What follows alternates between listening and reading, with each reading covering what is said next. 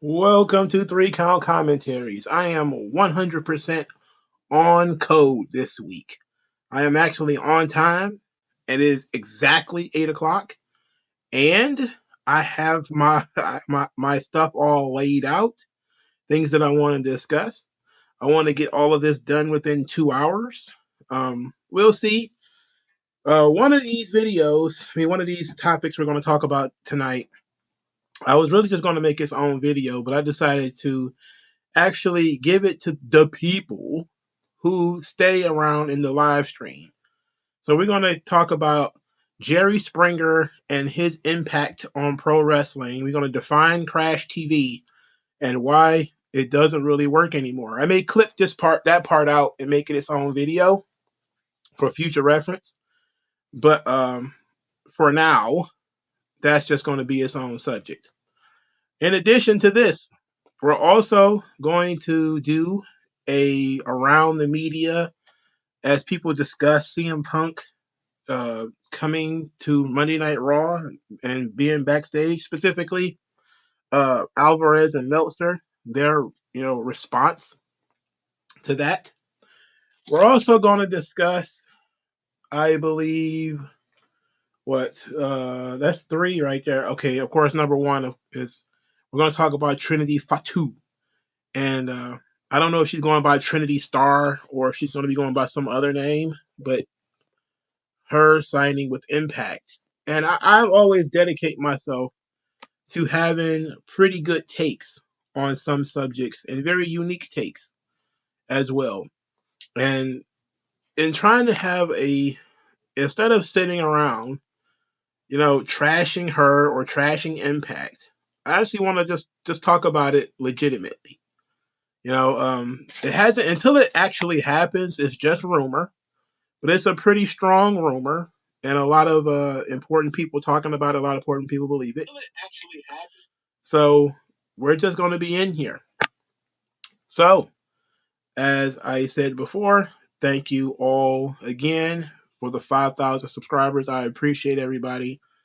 I want to every time I do a live stream, especially.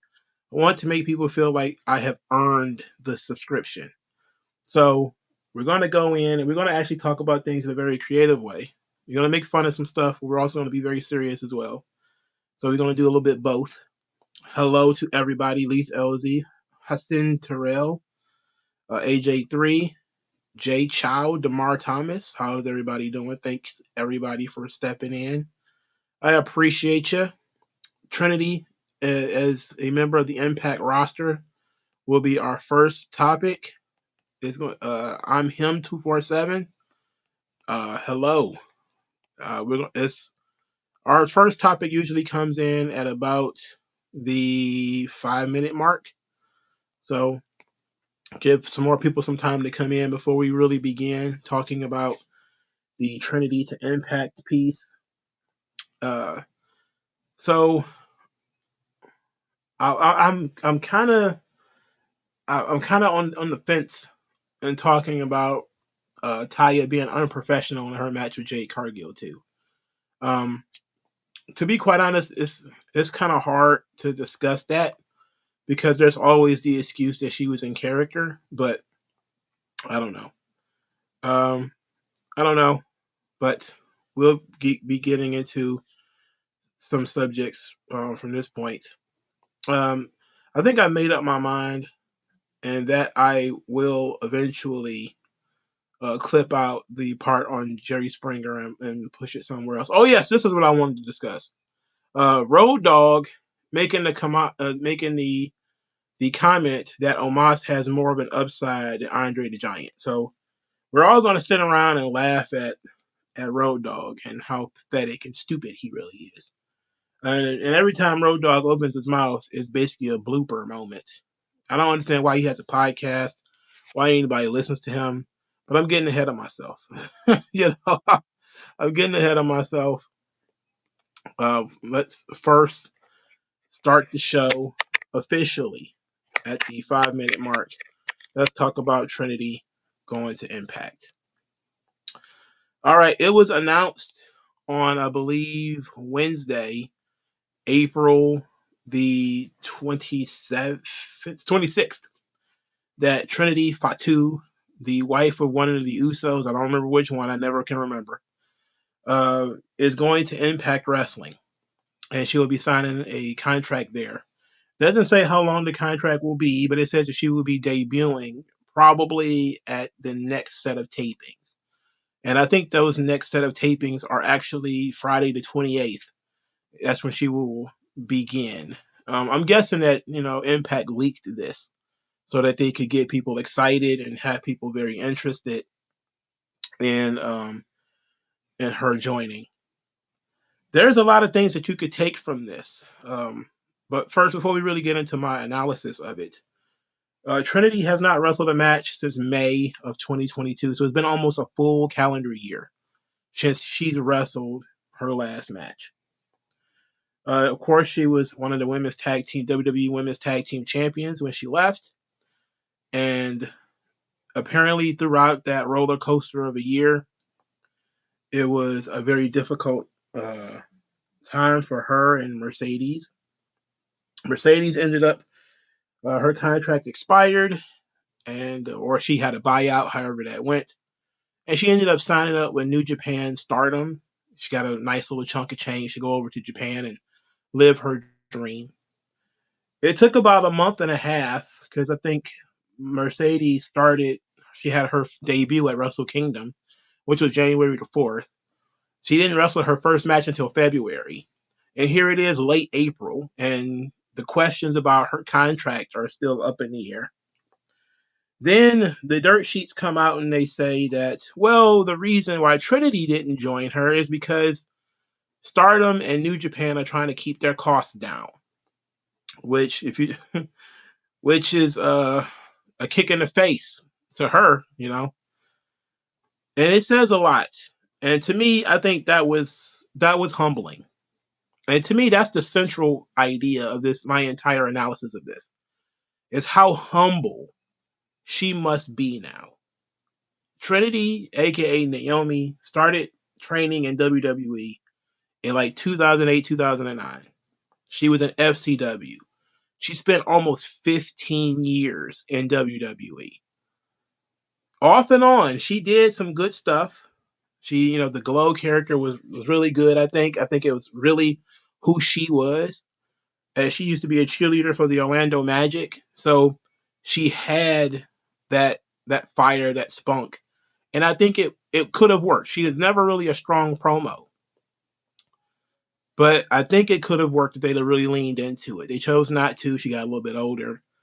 She was still over, so they continued to use her, but then there was injuries and other people passed her up. Now here she is. I'm not sure how old she is. She got to be in her early to mid 30s. And she hitched her wagon to Mercedes Moné or Sasha Banks and this tag team that they created. So there's a lot of whispers that it was Sasha's idea to walk out, that they would leave for whatever the reason would be. Some people say that John Laurinaitis promised, or Vince McMahon promised them stuff, and the promises were not kept, whatever those promises were. They didn't feel like what they did mattered, and they wanted to go somewhere, or they wanted better treatment, or whatever the case would be. So they walked out. They were getting support from various wrestlers in AEW, CM Punk, and other guys like this have stepped up to give them moral support. But when it comes down to it, when it's nut cutting time, people only really wanted Sasha Banks. Sasha Banks was usually announced for a place first, and then Trinity would come afterwards. I saw this. I wanted to give the guy credit, but I didn't write down what his name was. But I saw a guy on Twitter say that she was becoming the Brutus Beefcake to Sasha Banks' Hulk Hogan. Essentially, she was a sidekick. And this is what happens when you're the sidekick. Mercedes is living her best life. She's talking about how great Japan is, how much money she's making. but she couldn't pull She couldn't pull Trinity in this place. She couldn't pull Trinity in. So now all of these people who were supporting her, all these people who were talking about how she was, a legend and she was doing everything, and not where are they now? Where are all of those people now? Now look, again, I'm gonna try to be fair, but it's truly humbling to have had an opportunity to, and she did it multiple times. She wrestled at WrestleMania multiple times, but to go down to Impact, where the most people they've ever had in a building, I think it's like 5,000 people. You know, that's just kind of how it is. I think the most that they've ever had is like 5 to 10,000 people. The Impact Wrestling shows now, they look like high school basketball games. In fact, some high school basketball teams draw more fans than Impact Wrestling does. How truly humbling was that? That not only was she told, yeah, we got the money for Sasha, we don't have no money for you. Oh, well, AEW did. They wanted Sasha. They would have signed her. They didn't sign Trinity. They didn't want her. How humbling is that? And I know a lot of people would say, you hate to see a sister, stand up for herself and all that kind of stuff. Like, look, I'm not a fool. Trinity is married to a guy who just main evented WrestleMania. She ain't hurting for money. She spent over 10 years in WWE. She ain't hurting for money. It ain't the money issue. I don't think she's broke. That's why she's signing the Impact. I think she's signing Impact. She don't have any fucking options. Nobody else was willing to sign her. Unless she was going to come back to WWE. So you ask the question to yourself, how humbling has this whole experience been? Where she's been a tag along this entire time. And then we reached a point where she couldn't tag along. It is cold. It's cold-blooded. But how many people are really willing to tell the truth? Naomi was somebody that people liked. But you see when it's nut cutting time, people didn't like her that damn much. It was like, oh, okay. We'll bring in Trinity if we can get Sasha too.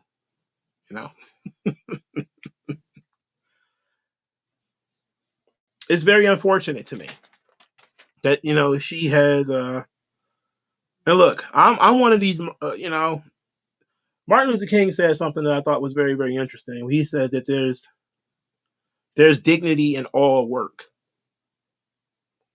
And I take that stand when it comes to wrestling. I don't think she should be embarrassed that she's working for Impact. Impact cares about the women's division. She's not gonna have to work every night. She doesn't have to work house shows. It'll only be tapings and maybe a pay-per-view. I don't think it'll be a long run because nobody ever has a long run in Impact. She's gonna get treated like a superstar, because she's gonna be probably one of the more famous people on the roster. She's gonna get to have longer matches. They're gonna invest more in her and what she can do. It's more of a partnership in Impact, which I know, it kind of rubs me the wrong way and it makes me roll my eyes, especially when you look at the talent roster of Impact. You got to realize, like, where the hell is the partnership? But it's a situation where it's a fall from grace. I don't want to shit on Impact too much because at least it's a place that people can pay the bills. There are some wrestlers who, wrestle full time for Impact and they take care of themselves. But that's a very, very small number of people. It's more truth to say that she really couldn't land anywhere else. AEW didn't want to sign her. And New Japan didn't want, or Stardom didn't want to sign her. So it was either she floated around the indies doing GCW shows, or she signs to Impact. Maybe she signs to Ring of Honor and she goes and hangs out behind the paywall of Honor Club with other such luminaries as Claudio Castagnoli and Samoa Joe. And there ain't nothing wrong with being in that class of people. At least Impact is on TV. But I'll have to tell you, if it were me, I would look in the mirror and I would say, man, you blew it. I would look in the mirror and say, you blew it. You don't. Here's the thing, do you go back to WWE? And if you go back with your tail between your legs. Oh, I couldn't make it anywhere else, so I got to come back. Which is no doubt how it was probably, just, transporting my brain into her body a little bit. That's something I would think. That if you go back, you'd be like, man, I couldn't cut it. Nobody else wanted to sign me. I'm a WWE original. I didn't have a wrestling background when I got into the business. I'm not known for 5-star matches or, cutting up the independents or even cutting great promos. Wasn't a huge star. I know she did sell some merchandise, but not a hell of a lot. She was a mid-level star. Clearly the Jannetty of her tag team. But she thought they were in it together. And it turns out, not in it together. That's tough. That's tough.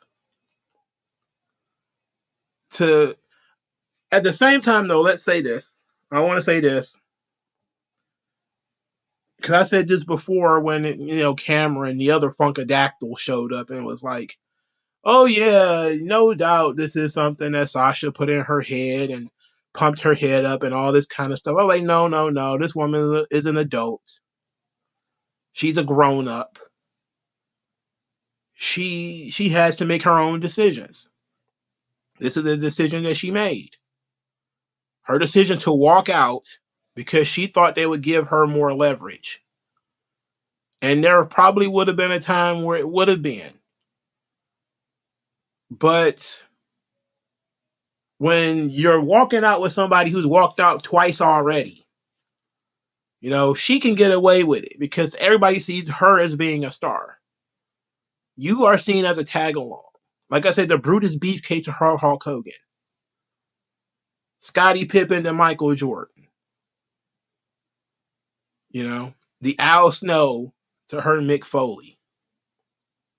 If she'd have walked out on her own, I think this would have been a more empowering moment.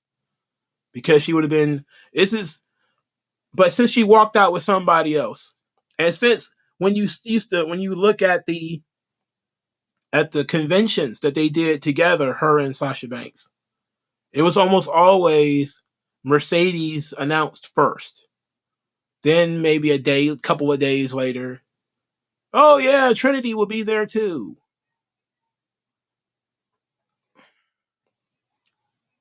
But then again, they're women, they're not men, Maybe they don't have the ego that men have. They don't have the ego that I have. But I'm looking at this thing and saying, like, I will be looking in the mirror and be like, dog, you blew it. Dog, you blew it. Not just the bag, but to blow up.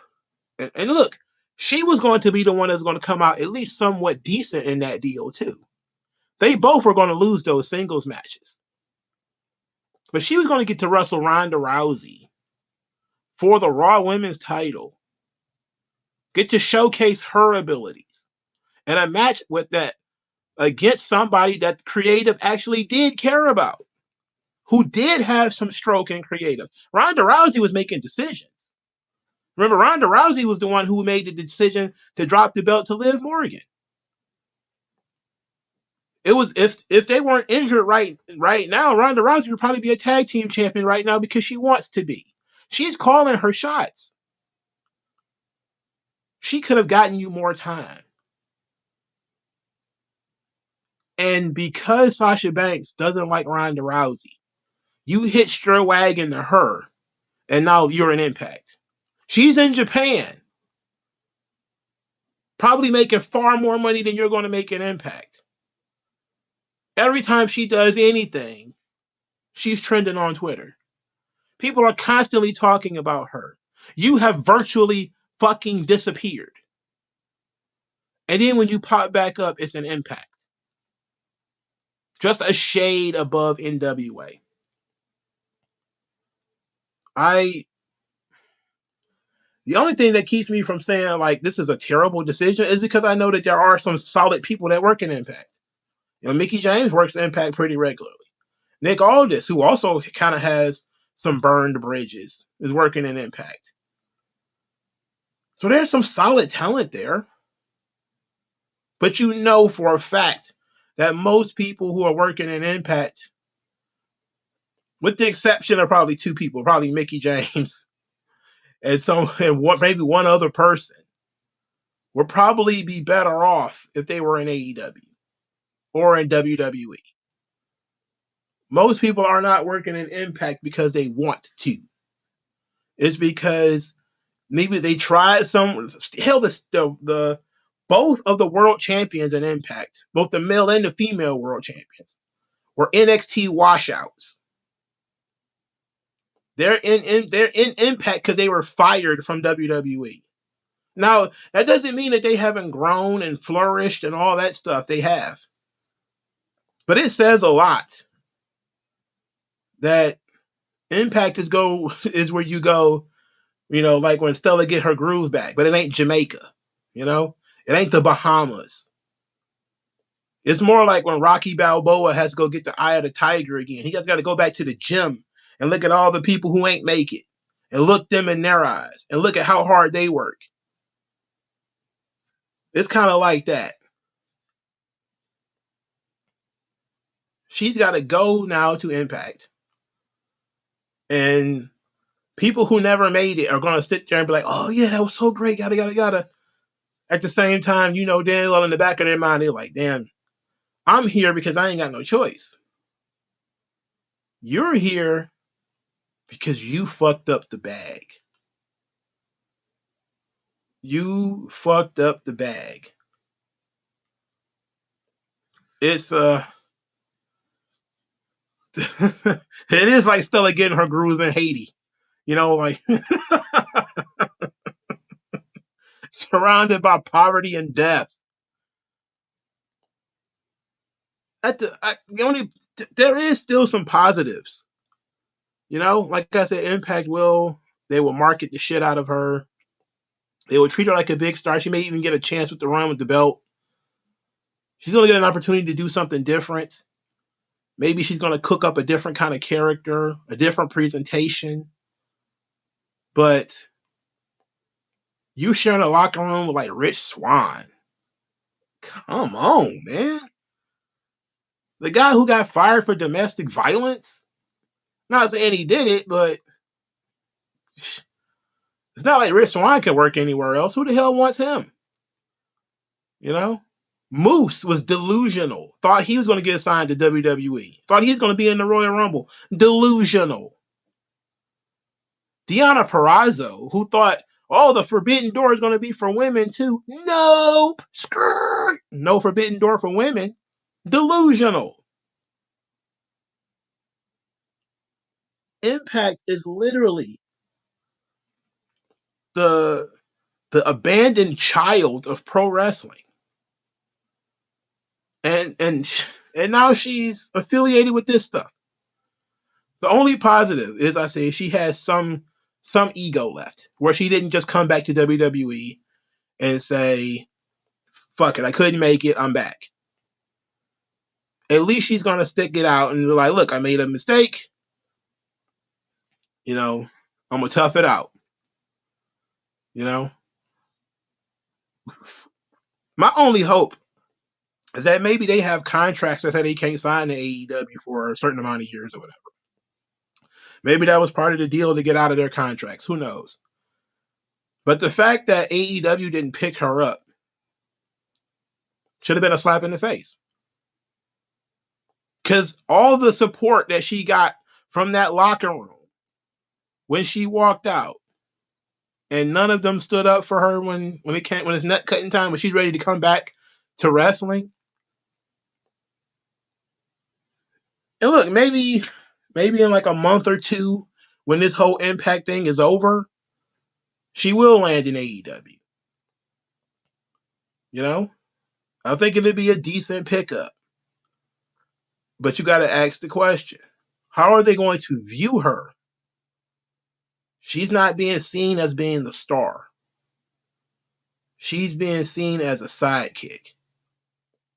She's being seen as, maybe we can sign her and that'll entice Sasha Banks to come. Because if AEW wanted Trinity, they could have got her a long time ago.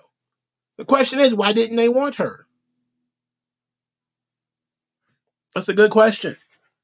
So I'm looking at this thing, man, and I feel like, yeah, we can all sit around and laugh at how pathetic it is that she went from, potentially wrestling for a championship and holding a title at the same time in WWE, and till now, not even being a surprise at Impact. Literally, they did this with Bobby Fish. They literally scooped up Bobby Fish. All I can tell you is this: if I'm pretty sure their relationship is fine, because they have to understand that they have different values. If you are ever been in like, women in their friend groups are very weird like that. Like, their friend groups are very unequal quite often. Every friend got an ugly friend, a fat friend, somebody that makes her feel good about herself. And Naomi shouldn't be the ugly friend.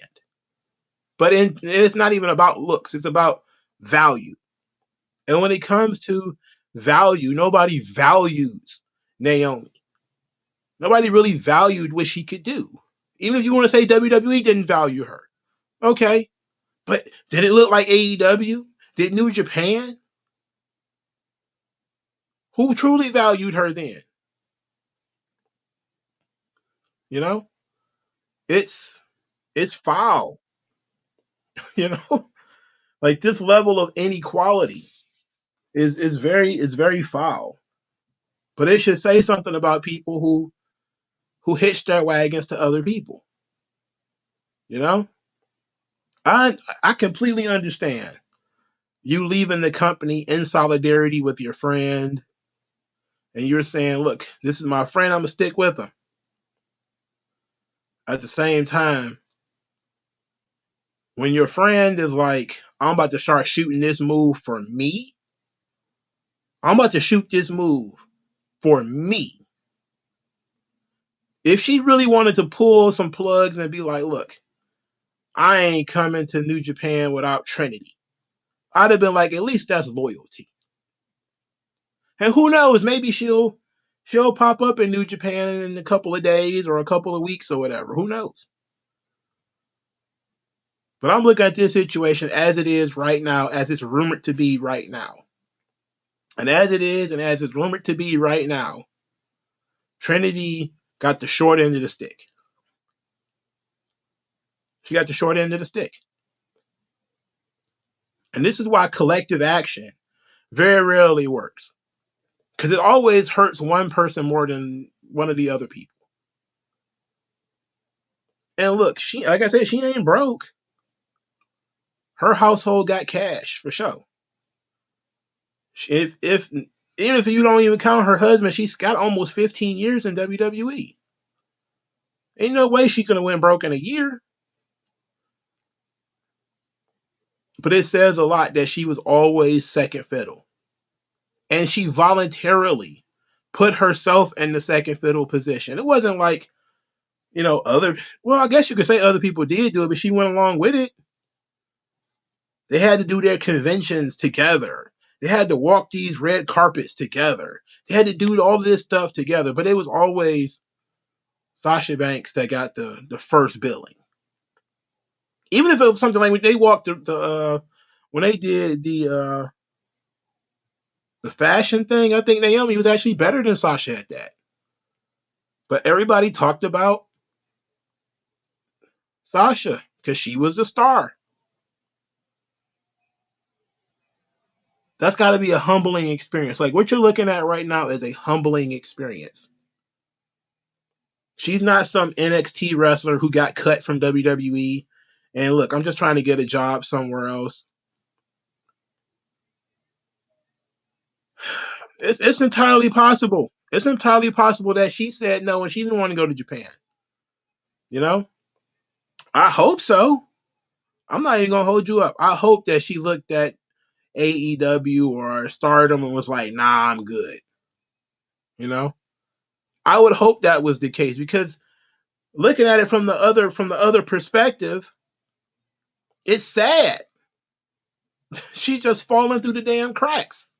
I hope she actively made the decision to say, "I want to go to Impact," because you know, hey, there's some certain things that I want to do that I won't be able to do in AEW or do in New Japan or do it in returning to WWE. I want to do something completely different. I want to do it in Impact. It's a place where the Hardy Boys reinvented themselves. It's a place where Kurt Angle reinvented himself, where AJ Styles came to prominence. It's got history. It's certainly got history, but it's just she getting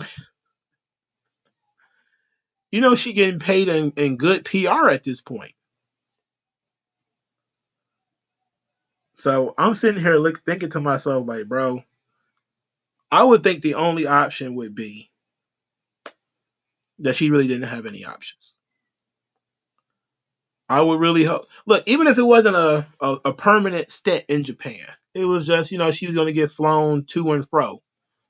Maybe she doesn't want to go to the extent of Trinity, who, wants to. I mean, I'm sorry, the Mercedes, who wants to live in Japan and all that stuff. Maybe she didn't want to go that far. Again, maybe she might, pull some strings and get her on over there. Who knows? Anything can change. Plans change, shit changes. But I'm looking at this situation right now, like, even when neither one of them had a deal, most people were talking about Sasha Banks. Is she coming back? It was almost a given that if Sasha came back, Naomi was coming back too. Nobody ever said maybe Naomi could come back without Sasha. Maybe Naomi can go over to such and do such and such without Sasha. It was always assumed that whatever Sasha ends up doing, Naomi is going to end up doing the same thing. That's essentially the situation they created. My buddy. It was a buddy situation to go. My buddy. My buddy. He goes wherever I go. My buddy. My buddy. And that's the situation they created. They created that situation.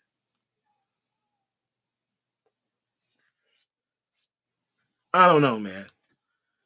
I hope that she just made the executive decision to, I'm going to run and go to Impact, collect a couple bucks here, and then maybe, because maybe she don't. My thing is, at 35 or 36 years old, she might not even want to wrestle anymore. Who knows? It might be, she's close to retirement. She might just be like, look, it don't matter. I'm pretty much done anyway. Let's go do this Impact thing for a little while the money is there. You don't have to work as much. The style is pretty safe. You don't have to worry about keeping up with these 19-year-olds. Like, Stardom is like perpetually filled with 19-year-olds who there's no way you can keep up with them. They're like grease lightning and they're 67 pounds. There's no way you're going to keep up. You don't have to worry about that pressure. You're still on American TV. Get paid in American dollars. They probably pay for your hotel, pay for your travel, and you can go back to your own damn house. You don't have to worry about going to Japan. Maybe. I really hope that's the case. And I hope that she has much success in Impact. I hope she goes to Impact, tears it up, reinvents herself, really knocks it out of the park, finds that an incredibly worthwhile and refreshing experience, and maybe even stay there for a little while. But I'm looking at it from the perspective of that, man, she fumbled it. And in permanently attaching herself to Sasha Banks, she fumbled it. Because now it doesn't look like she's prospering much from leaving. The runaway, the escape, or whatever they call it, what they did, standing up for themselves. It doesn't look like she benefited much from this at all. Nobody's doing any interviews talking to her or talking about her. And this is the first news that really come out of this thing for a while. Well, that's just my thoughts. Let's go to y'all. Bishop Marley. I feel like she doesn't want to wrestle, but she can't move in the fashion and entertainment spaces without Mercedes. That would suck. That would really suck.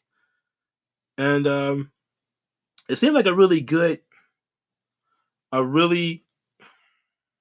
it feels like an honest critique. Because again, I haven't heard about her doing anything by herself.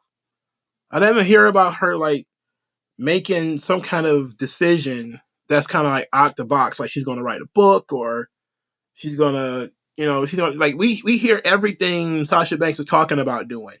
Oh, she want to be in movies. She want to do music. She's going over to Japan. She's doing this. She's doing that. She's eating bugs. Trinity, crickets. Just crickets. Just nothing. Hard to tell. WG Phil, Naomi and Jeff made the worst decision of listening to self-serving dumbasses.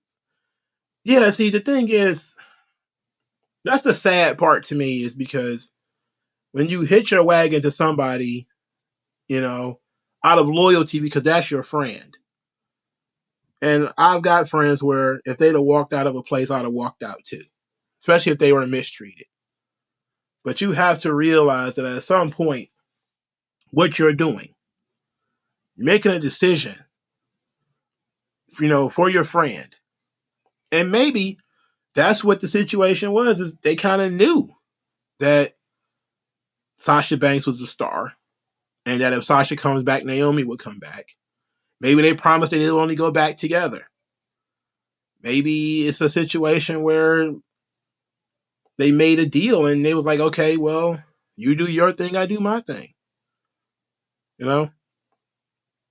Who knows? D-Mac, maybe she'll talk about it one day, but if she is at peace with it, then it is what it is. Fumble to us, maybe not a fumble to her. I think it's objectively a fumble. You work in front of a smaller audience for less money. I don't see how that can be. I don't see how that could be anything else. It's not even comparable.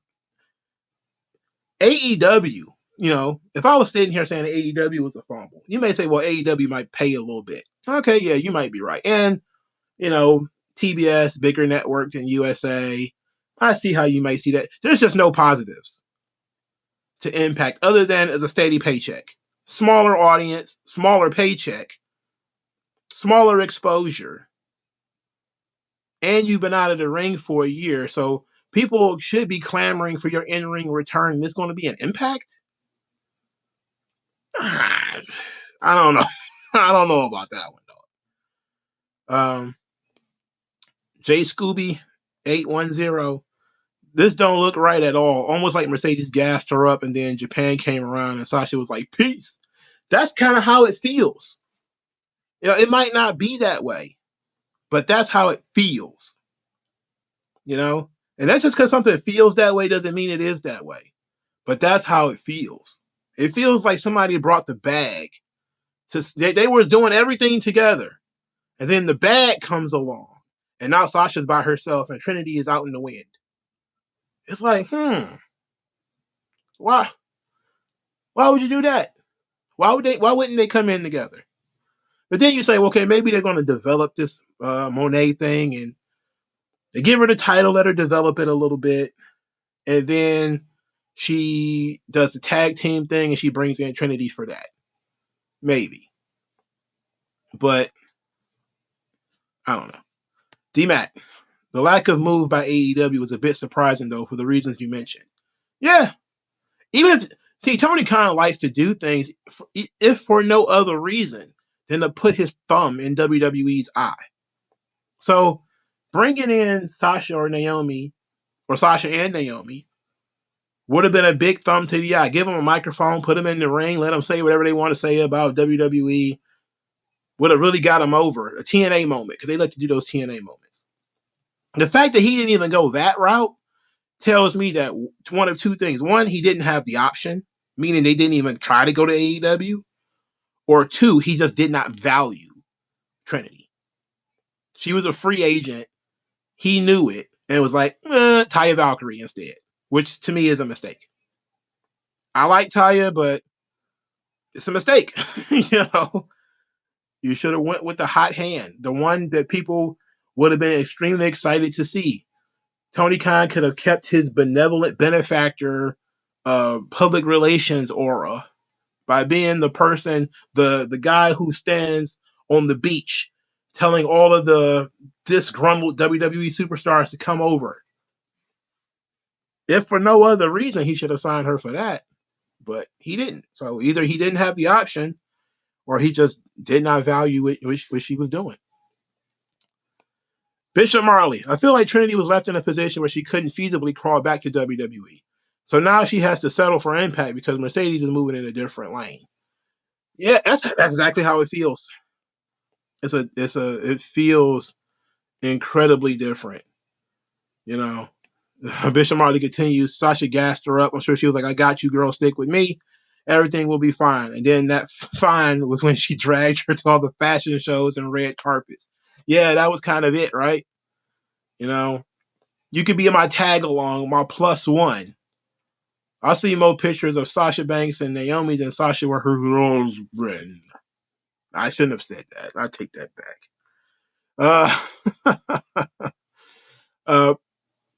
Mo the Killer. He's what the hell? I'm sorry. I hope she's not going to AEW. She'd be on Outcast then. I don't think they would put her in that situation. I would hope they wouldn't put her in that situation. It's really sad if we're being honest. It's really awful. AJ3, Mercedes had a short-lived indie career before she signed to WWE. That's why Japan is booking her and possibly All Elite World Wrestling will too. I don't think nobody cares about her Mercedes XV days. It's all about Sasha Banks. That's what they want. They want, Sasha Banks. And admittedly, what she's doing is very different from Sasha Banks. I want to give her some credit for that. She's doing something that's really different. It would have been easy for her because some people do this. They take some certain mannerisms from the WWE character and they incorporate it to whatever new thing that they're doing. So she went a completely different direction. Like she still does the wigs and the hip hop influence and stuff like that to a degree, but not nearly as much as she did in WWE. But she's now more, I guess, wrestling centered, wanting to do like these little nods to like Hana Kimura and Eddie Guerrero and other, Japanese wrestling icons, I guess you could say. But I don't know. I'm kind of looking at this. Leith Elzy, she should go to NWA so her and Brodus Clay could reunite and do the Planet Funk gimmick again. He probably called her too. It was like, I got room for one more Funkadactyl. Like, nigga, please. Half nigga, please.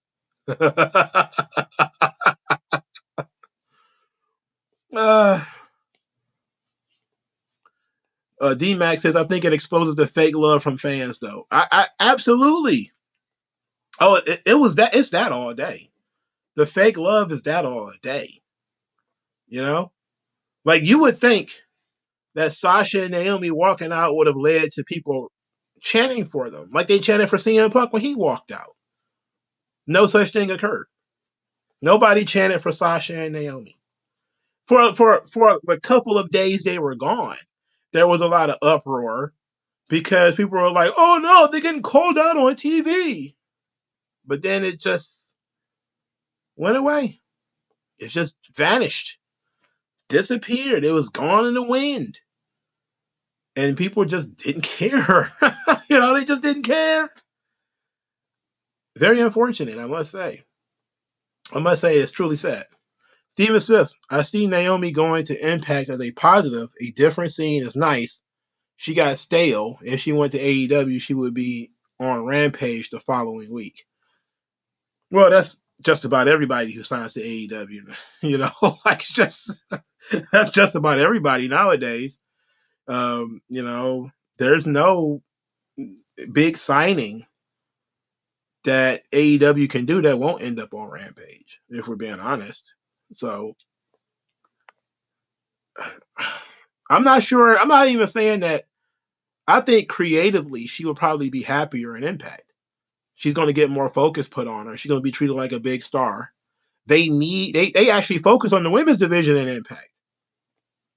So that's something that, at the very least, is a positive.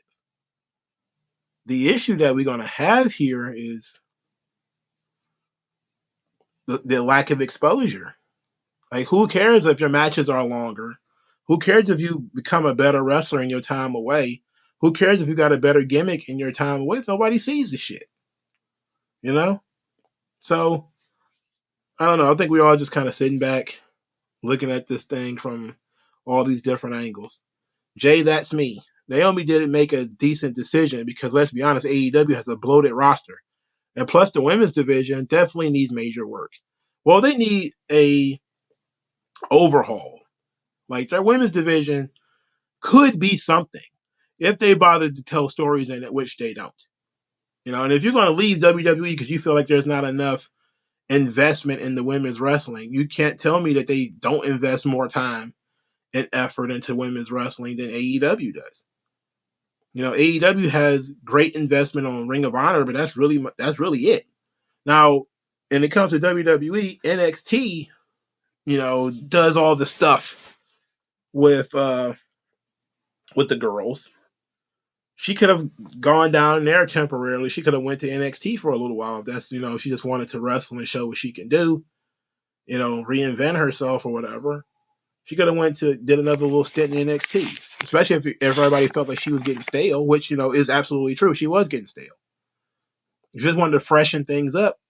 Could have went to NXT for a spell. But we're in a weird situation. Jay Scooby, Mercedes' whole intent was to continue wrestling after January 3rd. Trinity wanted a break, plus Trinity came and support her debut. Yeah, she no doubt supported the debut. I don't think she was against it. I'm just looking at it saying to myself, she didn't want the bag too?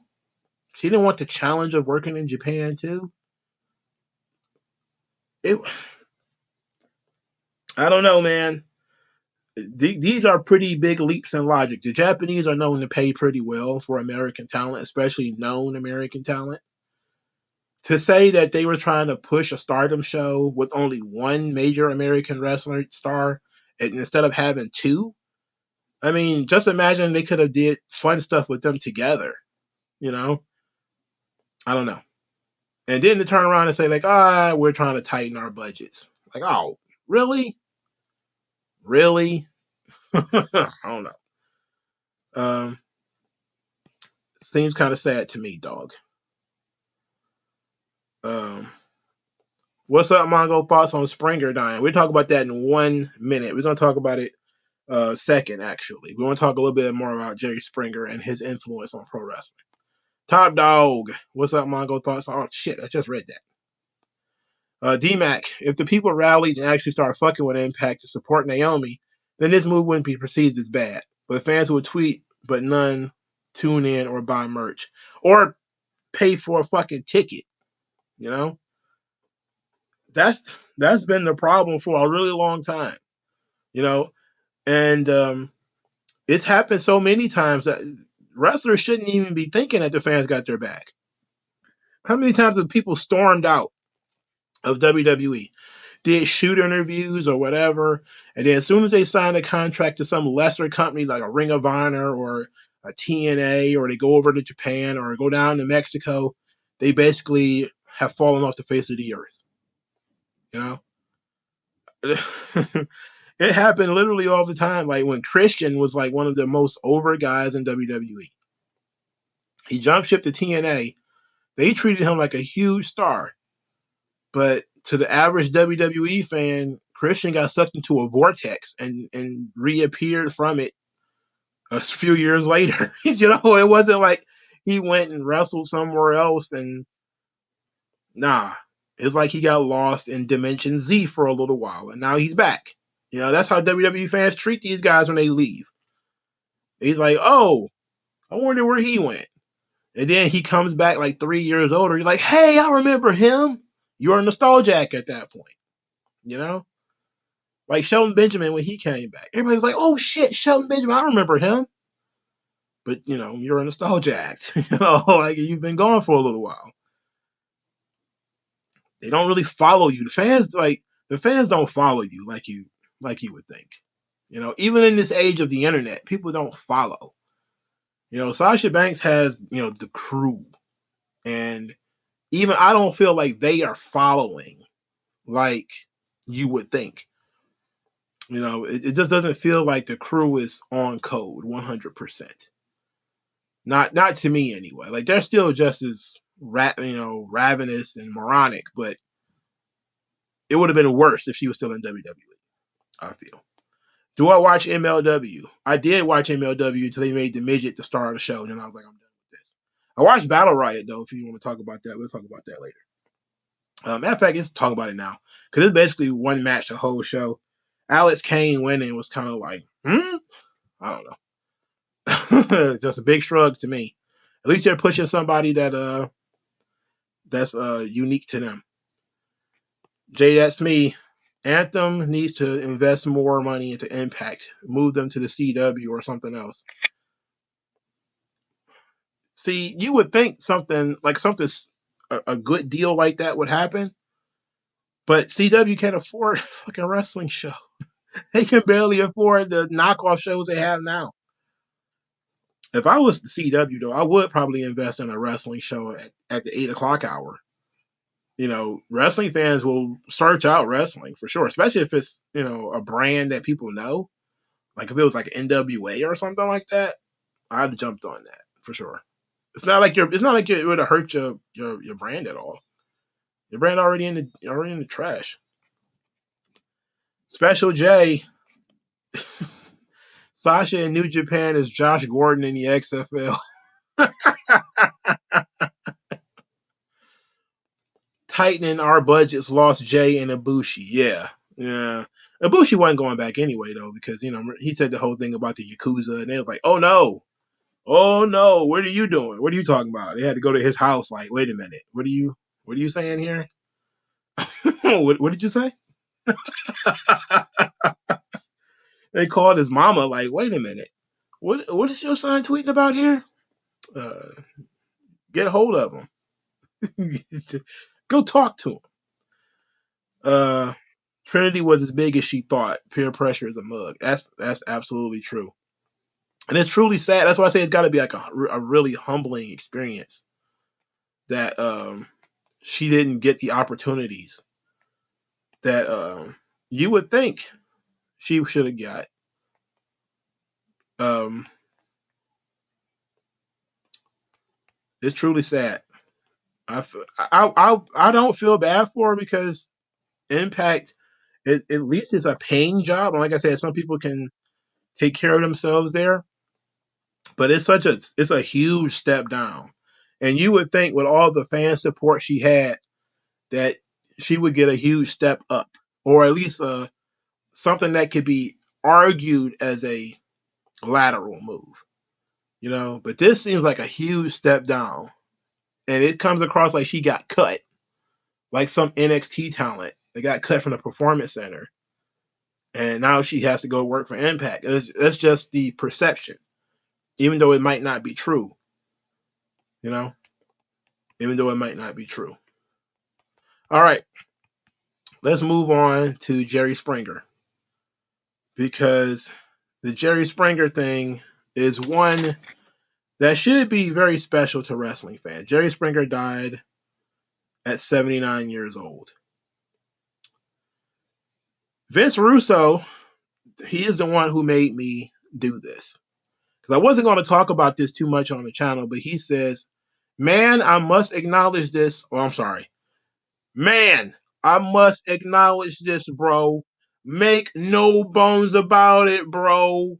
The Jerry Springer show, bro, was 100% the inspiration behind the WWE Attitude Era, bro. Fast Eddie Ferrara, bro, and myself would sit there and watch episode after episode of Springer, bro, as we wrote the next week's show, bro. Jerry, bro, RIP, bro, and thank you. Thank you. Vince Russo watched Jerry Springer as an inspiration for the Attitude Era. This leads me to Jerry Springer, of course, his influence on pro wrestling. Vince Russo also ripped off a lot of ECW. He didn't say anything about that, but let's talk about this. Because Jerry Springer is known as a pioneer in something called Crash TV. And most people have heard the term Crash TV, but they are not sure what Crash TV actually is. So I looked it up, as I tend to do. And Crash TV, as defined by Word Histories, this is a site that actually looks up the history of terminology. Says Crash TV is gratuitously shocking or sensational television of embarrassingly poor quality in terms of dialogue, acting, etc. Often lacking in taste and or dignity. And sounds absolutely on the nose when it comes to the Jerry Springer show, where you often will be the first time you will see the I'm a man dating things, or some guy sitting there talking about how much he loves his girlfriend and she's like, I'm a man. Some guy will be dating and then all of a sudden there's a Confederate flag there. Somebody's having sex with their cousin. It was really over the top, in your face. Always ends in fights, or for some reason people will break out the stripper pole and they start dancing. It all comes out of nowhere. It says, quote, these programs were so named for eliciting in the viewer a similarly horrifying fascination to the experience by people watching scenes of cars crashing. So, similar to cars crashing, you would be able to turn away from this kind of television. Now, I accept this definition. I accept this definition. And the reason why I accept this definition, because it actually does explain a lot of daytime television. There's still a lot of Crash TV on daytime TV right now. Like if you ever seen any of those judge shows now, like a lot of those are like Crash TV too. I'm almost ashamed to say it. I had this girl send me a clip of a judge show she was watching. And it's one of those, is my boyfriend cheating kind of deals, right? And that's what I'm thinking it is. It turns out this chick is like this old lady looks like Dolly Parton. She's got like huge fake titties. And she's clearly like in her 50s, like wrinkled hands, wrinkled face, cockeyed wig. Other guy on the other side, nice dress, kind of Puerto Rican guy, a little bit older, salt and pepper beard. And she's suing him because he didn't pay her for her dominatrix services. And it turns out she was in a throuple with him and his wife. She was teaching his wife how to be a dominatrix. And I'm just sitting here looking at this shit like it's hard to turn away from something that is so ridiculous. You know, it's so over the top. It's so in your face, and you're just sitting there looking like you're watching people burn their lives. You know, and at some point you don't even know whether it's true or not. And then you get to the point where you don't even care whether it's true or not. You just want to see what the outcome is, right? Like you get caught up in this shit. Like I try not to watch that stuff, but then you get that whole they hook you with that question. You know, does does this man owe her like $1,500 in dominatrix services when he was her boyfriend.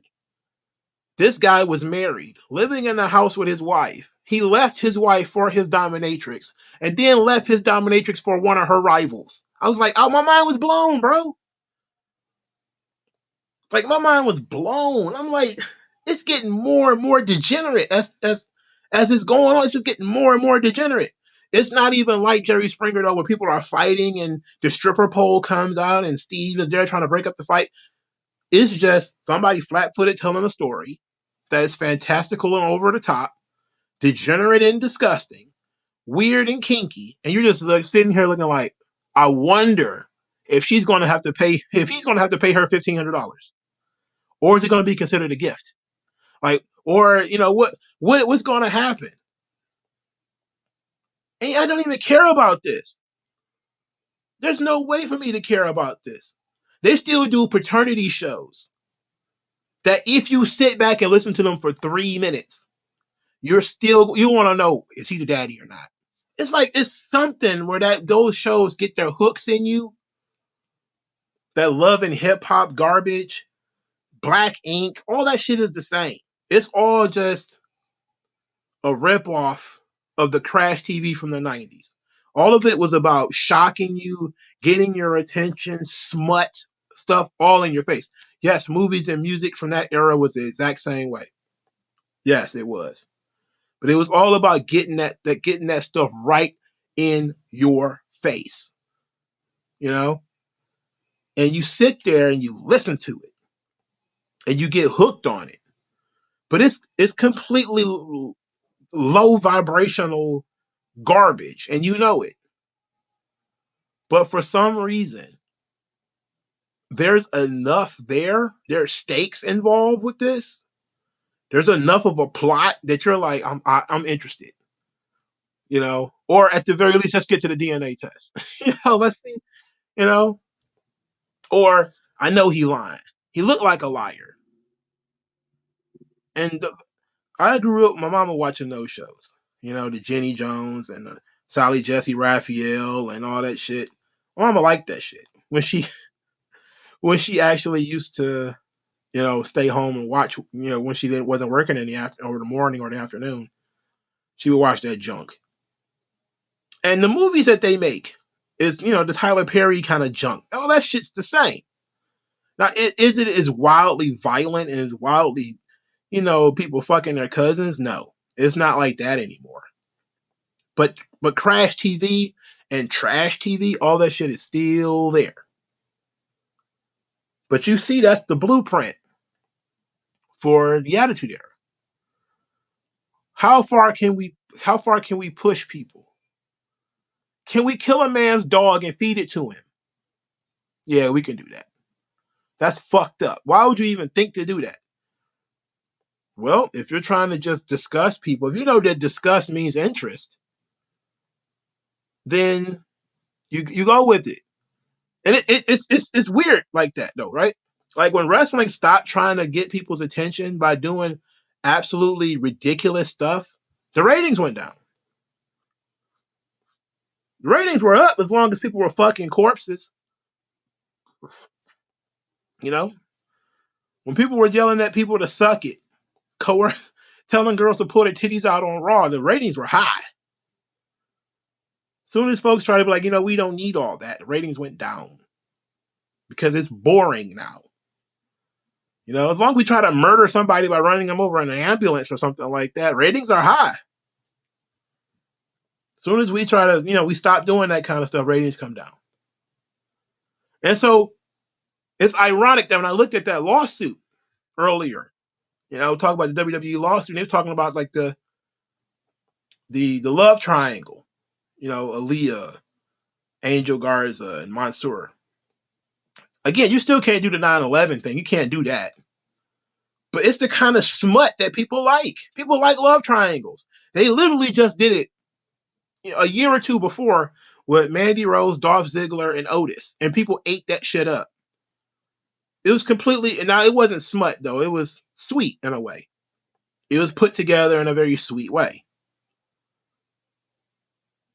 That's the kind of stuff that really engages people.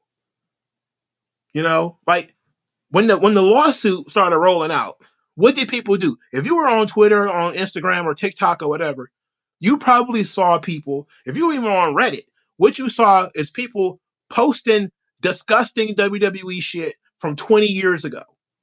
JBL fighting Mexicans at the border. Vince McMahon saying the N-word in 2006. Him calling Sabu a terrorist. All this crazy stuff. When more people were watching the shows. Because they were doing outrageous shit. As soon as all the outrageous shit disappeared, the crowd left.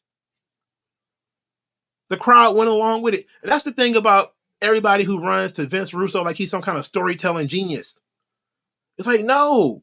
He just understood that if you appeal to the lowest common denominator, if you appeal to really, really, really low IQ people, if you appeal to people who will watch any kind of garbage from daytime television, you can get them to watch wrestling. But if you avoid that stuff, avoid the love triangles and some of the more disturbing things. Again, remember when WWE did the cuck angle with Miro, was that or was that not smashing YouTube? People were the internet was complaining about it every single week. They complained. Every single week, YouTube numbers go up, up, up. Lana was getting death threats. YouTube videos go up, up, up. Why? It was smut. And people were like, I'm interested. What's the outcome going to be? It was 100% Jerry Springer. Lana running around making out with Bobby Lashley. It horrified a lot of the people who are purists. Like, I can't believe they're doing this with this man's wife. But they was doing this kind of shit in the 90s. They had dudes' wives and stuff turning on them. The Brian Pillman Goldust thing was in, what, 97? Well, that was Goldust's real wife. They were doing Triple X. She really did have sex with Brian Pillman. And they're making a storyline out of it. It happened before she met him, but, still. Situation. Kind of a sensitive situation, don't you think? The Jerry Springer influence is that his show was so successful, bringing the smut and the garbage of daytime television, but it was smashing daytime TV ratings. He became the king of daytime television. I don't think he made as much money as Oprah. Oprah, was pretty rich by the time Jerry Springer show even started. But he was the king of the 90s and the early 2000s. And then Maury Povich took over with the "You Are Not the Father." But Jerry Springer, man, his shows were, people didn't miss it. And I was unlucky enough to have to go to school during that time. Then by the time I dropped out, I was watching Jerry Springer in the middle of the day before I went out for my festivities and activities or whatever. But that was his impact on television, his impact on pro wrestling, is that he showed, like Jim Cornette says, the two dogs fucking on the side of the road. You can get people to look at it. It's really over the top. It's shocking. It's gripping. But it's garbage, you know? And then it's garbage to the degree that a few weeks later, months later, years later, people are surprised they ever actually watched it. Like, believe that for the record. People have like videos on their phone of things that were like, I can't believe WWE got away with this. They didn't have a problem with it at the time. But now, here it is 15 years later, they're like, I can't believe they got away with this. How did they do this? It's like because people weren't, not only were people not pussies at the time and you can do more, but it was a situation where you didn't mind it at the time. I didn't have any problems with anything they did in the Attitude Era because I was 14 when it was going on, 15. Now I'm almost 40, and I'm saying to myself, I cannot believe how many Midian matches I sat through. Fuck Vince Russo for that. I can't believe how many headbangers matches I sat through. You couldn't fucking pay me to sit through that garbage right now. You look at the undercard of some of those Attitude Era shows, they were the most biggest piles of horse shit possible. But it might have been wrapped in something that was actually very interesting. Might have been wrapped in something fun. You know, Too Cool Dancing, Al Snow in his head. You know, there's a lot of other little things going on there. Some things plucked from ECW, some things plucked from just Crash TV. The gross nature of a massive black man having sex with an old white lady. Just that alone is gross. People beating up women. You know, Jeff Jarrett had a gimmick where all he did was beat up women and talk misogyny into the microphone. Would that fly today? Absolutely not. Absolutely not. Vince had Trish Stratus barking like a dog in the ring. That wouldn't work today.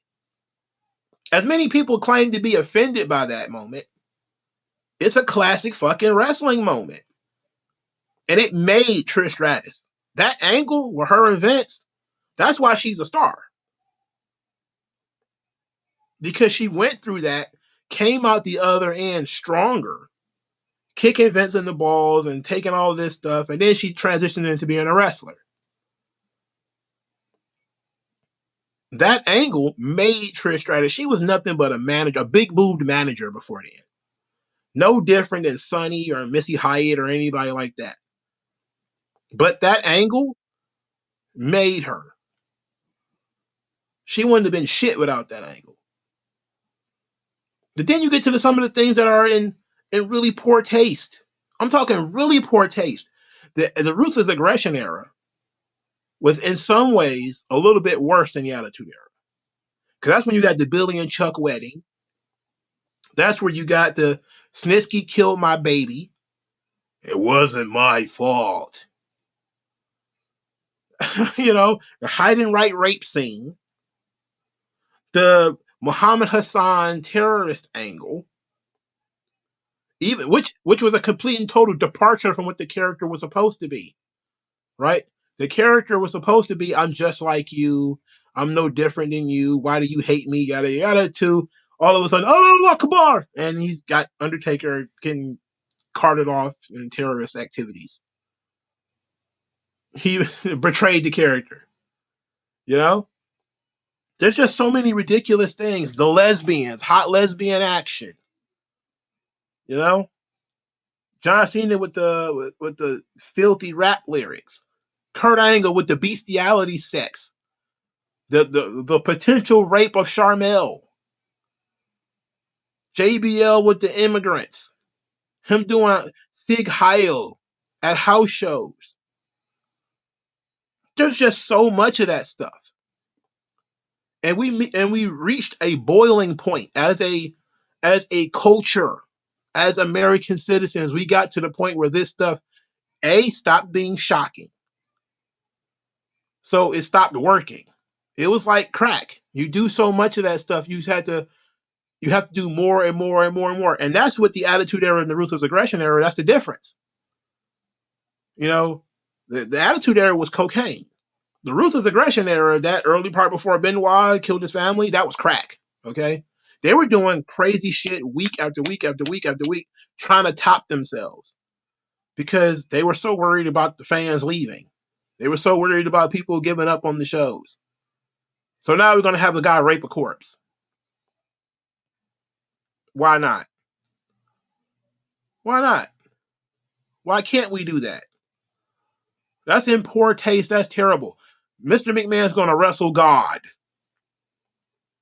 How much more of this shit can we possibly do? How much further can we go? How many times can we set the Undertaker on fire or bury him alive or anything like that? How many times? How can we have Randy Orton give an RKO to his girlfriend?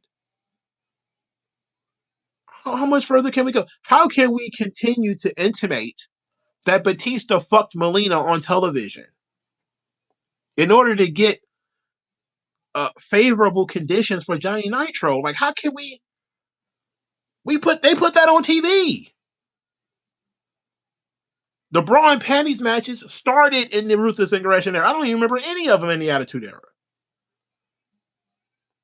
I remember they did like pose offs and stuff like that, but I don't remember any bra and panties matches. Did they even have any? Maybe in the later years. You know, it was what happened is that we reached a tipping point as a culture where this stuff got so bad at all realms. It got so bad in music, like it got so bad in movies that it ceased to be shocking. It ceased to be interesting, and it became very mundane. You know, it became pretty mundane stuff. Remember, it used to be shocking to hear cursing on cable. Now people will have straight up sex scenes on cable. It used to be crazy to see a show where a woman wore a tight dress on cable. You know, she could lift up her dress and show her thigh.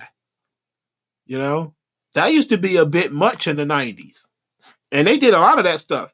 La Femme Nikita, you know, the Femme Fatales and all this kind of stuff. People like that shit. Angel. That was the early 2000s. People like that stuff. It's not nearly shocking anymore. It's not over the top anymore. It's not progressive anymore. That stuff is tame today. Or it's ridiculously so over the top that we are ashamed of it today. Like a lot of rappers are ashamed of their old albums. Mainly because a lot of them are gotten older. The music that they used to listen to. You know? How many people are ashamed that used to love R. Kelly? Look at all these people out here who are cringing at R. Kelly now. Because the music changed context. It was already stupid that he was talking about you remind me of my Jeep. That was already dumb. And if you were thinking, you'd have already been like, yo, that sounds stupid as hell. But think about it now. You remind me of my Jeep.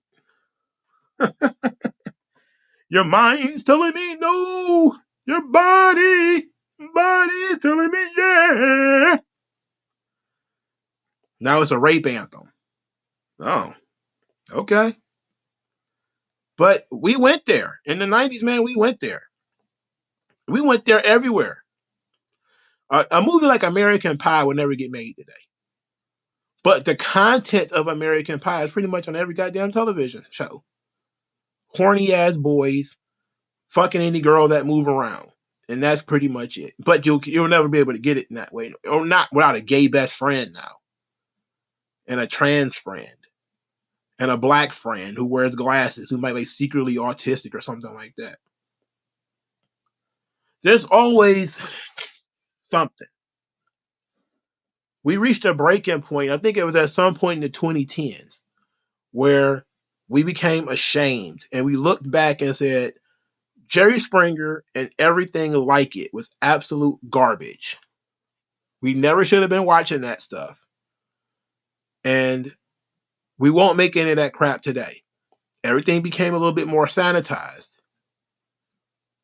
But some of the elements are still there. Like I said, reality TV showed up. They put smut in a different context. All right. No longer is it Billy Bob fucking his cousin who turns out to be really a boy.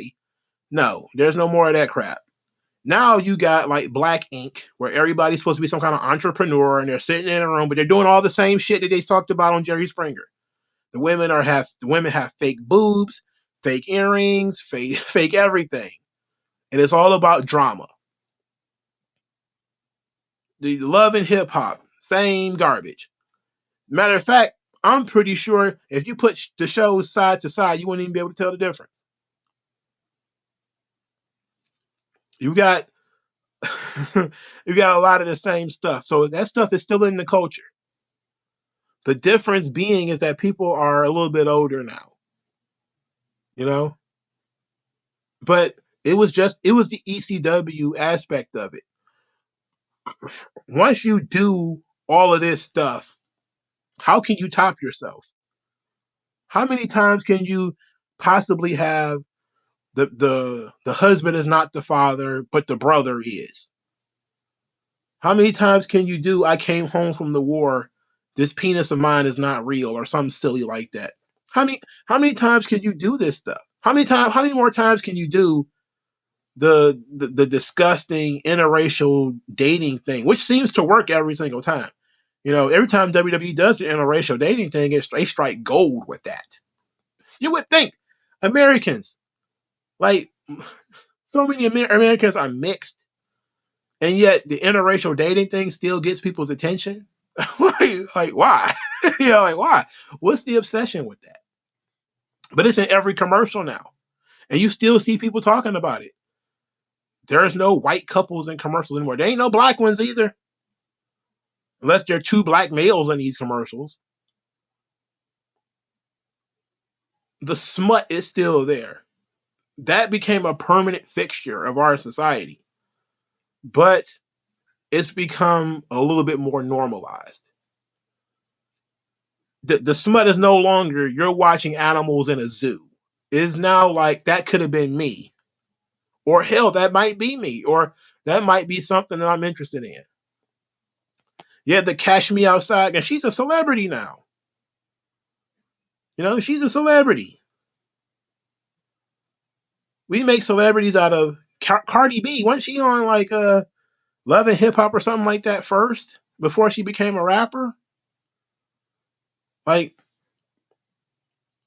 this, in some ways, the Springerism of our society permanently changed American culture, and it includes pro wrestling.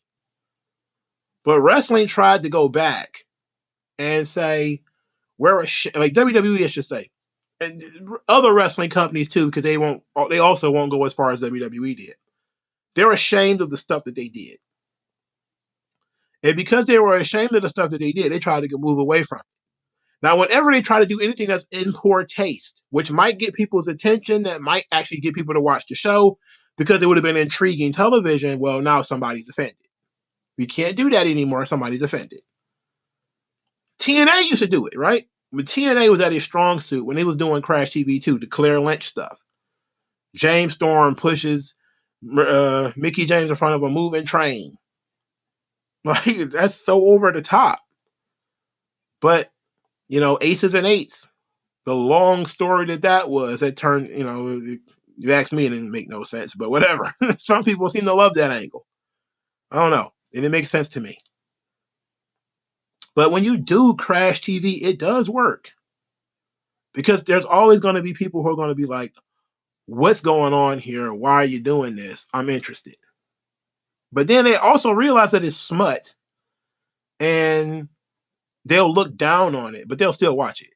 And that's the same thing that's going on with Jerry Springer, where everybody knew it was garbage, but they kept watching it. And then 10 years later, they'd be like, oh, it's garbage. It was awful. But they're still watching it, just in a different form. Now they're watching Love and Hip Hop. Now they're watching Couples Therapy or They're watching one of these judge shows on television because a meme came out of it. A meme popped out of Maury or something like that. And wrestling went away from it. WWE tried to go away from some of the more ridiculous things. And that's why a lot of the ridiculous stuff that they do from a storyline perspective, it sticks out. Because in the Attitude Era, used to do it so much more. But today, they move away from it. They moved away from it a little bit. Every now and again, you'll get some a Miro and Bobby Lashley type of angle where you're like, oh my God, what the fuck? What was that? And it's shocking and it's over the top. Choppy your pee. You're not going to have that stuff anymore, But that's because Vince, back in the day when he was young and vigorous, used to think that any attention is good attention, as long as people are watching the show. But now he's about trying to please sponsors and all that kind of stuff. And those people they got standards. You can't have men beating up women. Can't have people fucking corpses. You can't have a guy chasing illegal immigrants at the border. Can't have a black woman take her earrings off and say, girl, I'm going to whoop your ass. Can't do that. So racist. So it goes back to what I was saying about how wrestling, the demographic started to change. It's like people used to watch this stuff because it was over the top. Not just because there were stars in it. People became stars because they were over the top. Like The Rock became a star because he was a part of a show where he could be entertaining at the same time somebody was getting their dick cut off in a different scene. Or somebody was getting drowned in beer in a different scene. Where Mick Foley was taking ugly bumps and almost killing himself in a different scene. Where a guy was throwing lightning in a different scene. When a guy was throwing fire in another scene. And somebody else trying to get your girlfriend to pull her boobs out. It's like, yeah, that was a kind of a group effort where it wasn't just him and his promos. It was, hey, this guy's about to come out. He's about to say something ridiculous. Road Dogg is about to say something insane during his promo to start the show. Start his match, rather. It's going to be entertaining, and by the time you get tired of them, they're going to be gone. And then somebody else is going to come out there, and they're going to have an angle or whatever. It's going to be entertaining. And it's hard to be entertaining and not be offensive. It's incredibly hard. That's why I talk about Impact a lot and say like it's a fine show if all you care about is wrestling, because the storylines aren't really all that strong. They're not shocking. They're not going to really get your attention. You have to actually be watching the show and to care about it. Same thing with AEW. If you don't already care about the Bullet Club stuff and who the Elite's friends are and all that, you're not going to enjoy AEW because you're going to be looking like, I don't care about these weirdos. Somebody need to set somebody on fire. You're asking for Springer shit at that point. And it's that point where Attitude Era fans are like that with WWE. Let's go back to, bra and panties matches. Let's just do something shocking and exciting to get people's attention. But that's not how the world works anymore. That stuff would backfire on you today. Now, don't get me wrong. I know it's confusing. People are going to be like, Mongo, you're not making any sense. You're saying that society ran away from that stuff, but you're also saying that stuff still exists. Yeah, that's the problem, right? We're in the only. Everybody wants your daughter on OnlyFans. That's one part of our society. Another part of our society is saying your daughter's a whore because she's on OnlyFans. Now that's always been there, but it's never been more prominent of people telling your daughter to go on OnlyFans. It's never been more normal for your daughter to be a prostitute than it is today. Never been more normal. Even in the 90s where people were going to freak parties and all this kind of stuff, it was still something that you kept to yourself. The shocking part was that you went on TV and talked about it. Now, it's not shocking that you go on TV and talk about it. And they're not going to shame you for it either. You are the minority of the people who are shaming people for it. It used to be the majority of people who shamed you. You can't even diss somebody by talking about them being on Love and Hip Hop because damn near everybody has been. You know, they talk about stuff on those shows, man. I would never talk about in public, and that's just a normal part of our society. But it can't work in the wrestling space. So Jerry Springer permanently changed American society. Smut is now normal as shit, and pretty much every show has tons of it. But it can't be in wrestling anymore. Wrestling fans are just they can't handle it. Like I never forget. Like you see people go through that lawsuit, right? And they're so offended, they're so upset. And I'm thinking to myself, like 99% of this stuff is tame. They've already done the terrorist Muslim angle. Twice they called Sabu a terrorist. And then they had Muhammad Hassan, who was literally a terrorist. And then, of course, they had Sergeant Slaughter in the 90s, right? Who was an Iraqi sympathizer. And then you had the Iron Sheik in the 80s. They've already done this stuff. This shouldn't have been shocking to anybody. That shouldn't have offended anybody. It should have been par for the course for wrestling. But that's not modern United States. Modern United States is offended. Modern United States is upset. And it's a shame, if we're being honest. The Attitude Era fans are still living in the past. They're delusional, you know? And I hate to put it that way, but what else can you tell people who are calling for something that's never going to happen? You know? It's not quite like Christians who are constantly like Jesus is coming back. Like, well, I don't believe. It is what it is. But you thinking that we're all of a sudden going to culturally find a time machine, and we're going to be back in 1997, where the women are going to have stiletto heels and ready to take their panties off for you on national TV. You can forget it. They're not doing that anymore. But it's in every other movie and TV show. Again, you ain't getting it. You don't understand it. You're trying to poke things out of context. WWE did some really terrible shit when they were on top. They really did. They did some truly awful stuff when they were on top. Some truly tasteless shit. Stuff that continues to contaminate the brand 20 some odd years later. There's no way they can go back. They can't.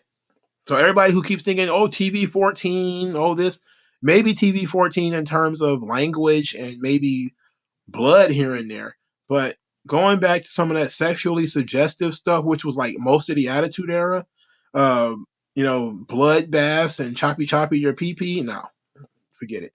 Somebody killing somebody's dog and feeding it to them, PETA be up your ass with a comb if you did that. They'd run off every sponsor you got. They got that much authority now.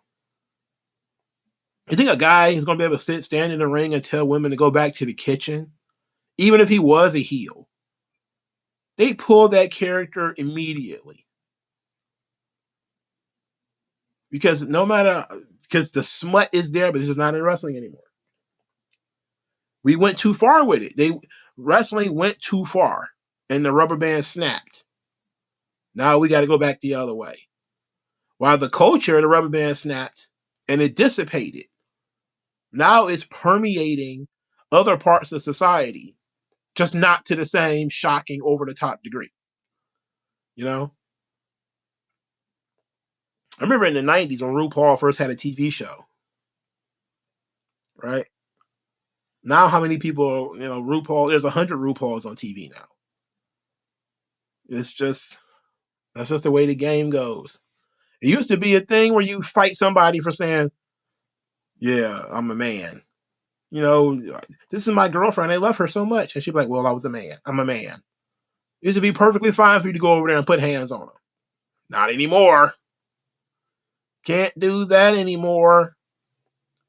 But yeah, a lot of this stuff is soft and is whack and everything. I agree. But a lot of that stuff today, it's just tasteless.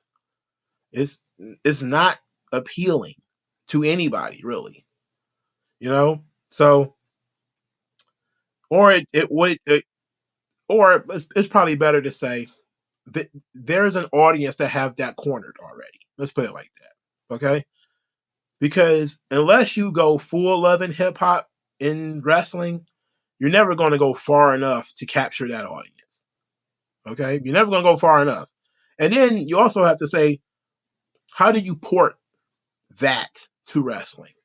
Because there's a certain technique to that reality show, reality TV aspect that works. There's a certain format to it that every show follows that wrestling can't follow.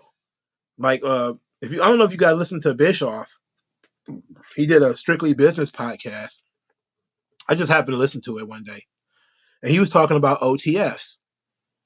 And basically you shoot a scene where two characters are interacting, let's just say Randy Orton and Triple H. They have a conversation, the camera is eavesdropping on their conversation. They say what they got to say, yada yada. They go separate ways. And then Randy Orton would do like a sit down interview, talking directly into the camera. Me and Triple H are not on good terms. You know, I think he's a bitch. Yada yada yada. Like that's called an OTF. That format was very successful, and he said he started doing it in TNA, and then WWE started doing it. Now I don't remember WWE doing it, but you know they don't do it now. You know they don't do it now. So there's certain elements of it that they're going to try to port over, but they can't. They would like to, but they can't. But I agree with you. I think the product is too sanitized. I think that there probably needs to be more shocking twists and turns and shocking things to occur. But it needs to be measured, you know? I definitely think these things need to be measured. Like I liked when, you know, the situation of who tried to kill Roman Reigns when they had the debris try to fall on him and all that kind of stuff. I thought that was fun. You know, it was over the top, kind of silly, you know, and it ended up being two Eric Rowans. It was ridiculous, you know? It was ridiculous. I like ridiculous shit. I really do. But that's ridiculous in a more harmless way. Yeah, like Crime Time still in Lita's underwear. But understand though, think about how many people were offended by that on both of their part. It's degrading to Lita because this was her last match, so she felt she was degraded in that way. It was also stereotypical and racist for Crime Time to do it. That's the kind of world we living in now, right? Where we the people who hate everything you do with Crime Time and Lita want Crime Time and Lita on TV. They just want them to be their version of what Crime Time and Lita should be. You know, because if you turn Crime Time into the Mean Street Posse, they're not real black dudes. If they start talking like goddamn Clarence Thomas, they're coons. They're not representative of the black experience. But if they start talking like, you know, homeboys where they're from, then well, they're stereotypes. It's like you can't win. That's the society that we live in. You can't win. You can't do anything. You know? Or you have to only tell the stories from the perspective that they want to tell them. And their perspective is boring. Their perspective is stupid.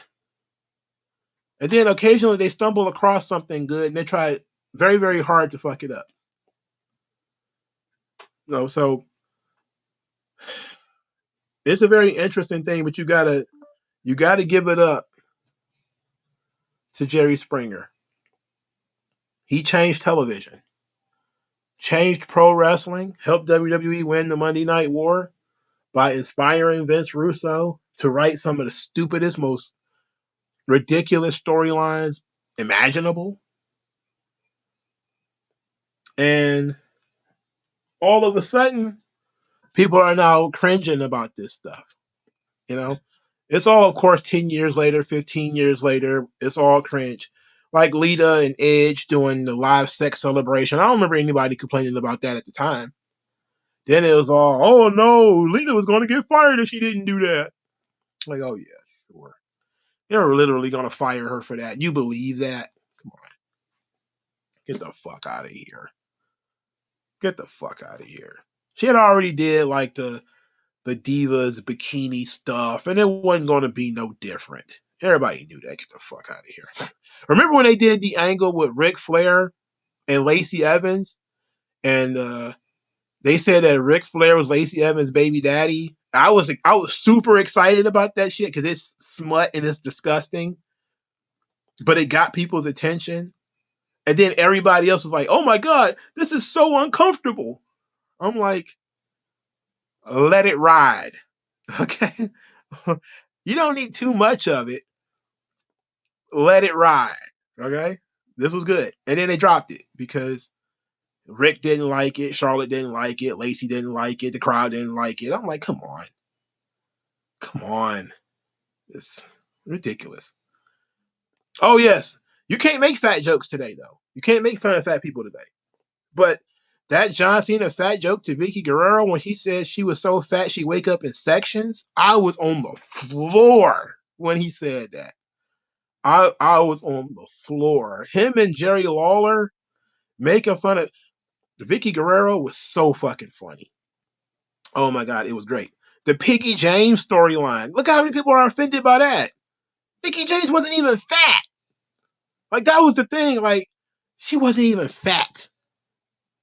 The thing, and people are like, talk to anybody about the Piggy James storyline today. They'll talk about, oh my god, they were trying to humiliate her. It's like she beat both of them up at the same time. You know, like she was stacking them on top of each other, kicking their asses. Like there was nothing offensive. Even if you were offended, how could you be offended in the story where the baby face is the one kicking their asses while they're talking about Piggy James? They're getting their asses kicked. You can't do anything fun anymore. The audience is too sensitive. There's too many bitches in the audience. At the same time, though, they have no problem gargling all that shit from a rap song or a movie or a TV show or whatever. They just don't want it from wrestling. I don't know why. I don't get it. You can sit here and listen to rappers talk about doing drugs and killing themselves and all this kind of stuff. Heavens to Betsy, a black wrestler, has to take off her earrings before she gets into a fight. I don't get it. Especially the black girl who has the giant weave. What the fuck? Weird, I know. We can sit here and talk about these chicks who all they do is twerk and they talk about their fake booties and talk about stealing somebody else's man and breaking up happy homes. And Cardi B is talking about drugging and robbing dudes and she can do McDonald's commercials, but heavens to Betsy. Heavens to Betsy. Aaliyah was going to have to be in a love triangle with a Muslim and a non-Muslim. Oh my God. What was going to happen? It's not like somebody pitched for her to get stoned to death, which they have done in episodes of like Law and Order SVU, where they've had like Muslim girls get stoned or they turn out to be lesbians and the husband killed her or tried to kill her or something like that, raped her out of anger. It's ridiculous. It's like wrestling is not allowed to be television. I don't know why. It's just not allowed to be TV. An African speaks in an African descendant guy speaking an African language is offensive when it's Apollo Crews. And yet you've got 30 fucking black people in a movie pretending to be Wakandans and nobody has a problem. Doesn't make any sense to me. What the fuck is the difference? What's the difference between Apollo Crews and Angela Bassett? What the fuck is the difference? Literally, what's the fuck is the difference? Both of them are speaking in fake fucking accents. What's the difference? And that's not even an edgy angle. That wasn't even something that could be potentially poor taste. Okay? The only thing about that was dumb is that he don't talk like that already. If he was introduced with the accident, then nobody would matter. But he wasn't.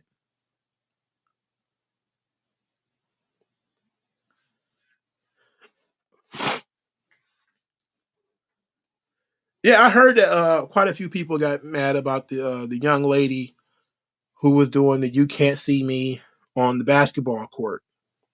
That was mostly because she was taunting a player, and she's also quite cocky. Yeah, they not even good African accents. They suck. They're not even consistent. It's ridiculous. you know, we're sitting here like, look again. You're searching the couch cushions for something to get upset about. If I keep digging, I'll find something to be upset about. I'm just looking. I'll find something. Maybe I left my offensive comments in my other pockets. It's ridiculous, bro. It's not like they picked some random guy. Like this dude literally has Nigerian parents. Like all he had to do was mimic his parents. There's a comedian. I forget what his name is, but he used to do a stand-up bit where he mimics his father, who was Nigerian. What was his name? Somebody knows. I think it was with a G or something like that. Yeah, Santino Morello was an old timey Italian, talking like one of the Mario brothers or some shit. But nobody ever said anything about that. For Christ's sake, bro. It's like we're not allowed to offend anybody anymore. So we're not allowed to tell any stories. How can you how can you look at a million people and entertain them without offending anybody? How? That's hard. That's hard. Look, it's already hard to tell stories that people will relate to. It's damn near fucking offensive to ask somebody to be able to tell a story that won't offend anybody. There has never been a person who had wrote a book that didn't offend somebody in some way for some reason. Like I said, I used to watch those G. Craig Lewis, The Truth Behind Hip Hop joints. He used to get offended by the smallest thing, the tiniest thing that seemed to be somewhat ungodly in a rap song or in a picture. He go on and on and on about it. And you'd be like, come on, that's not even that big of a deal. It's one thing if you're talking about like openly satanic cult worship shit. I can get that. But now we're like, I don't know. It's like a stretch now. You're mad about, you know, I'm trying to think of something tiny that he was upset about. I can't think of anything right off the top of my head. But it was so tiny. Godfrey, that was his name, the guy who had the African parents. He used to do a bit. We used to make fun of his dad. He used to do the accent and everything. You know, I grew up with In Living Color. They used to make fun of Jamaicans all the time. You know, I grew up with people being made fun of and funny accents and shit like that. Now you're telling me that that's offensive. What? What? When I was just becoming an adult, y'all talked Jackie Chan into saying nigga in a movie. Y'all had Jennifer Lopez saying nigga on records. Now you're telling me we can't do accents? We can't even do an accent for his own parents now. It's not like we're telling him to be. I mean, so how about Jimmy Wang Yang? Was that offensive? Asian cowboy, was that offensive? So you can't do Kerwin White, which is a Mexican pretending to be white. You can't do that gimmick. That's offensive. Nobody can explain why, but that's offensive. Well, the character was racist, which was the underlying humor of it, because the character's not white, but whatever. Then you can't do the Mexicools, even though people like the Mexicools because they were riding John Deere's. Like that was so over the top, bro. Like that's so over the top. And you can't do that. So now we got the LWO. Have we improved the station of Mexicans on this product? Uh, Everybody called, various Mexicans illegal immigrants. It was a regular thing up to a point where people will always make jokes about green cards. Uh, they wouldn't call them like wetbacks or spics or anything like that, but there would be a lot of comments about of a racial nature. And if you go backwards, his brothers used to play into it. They used to want the racial animus.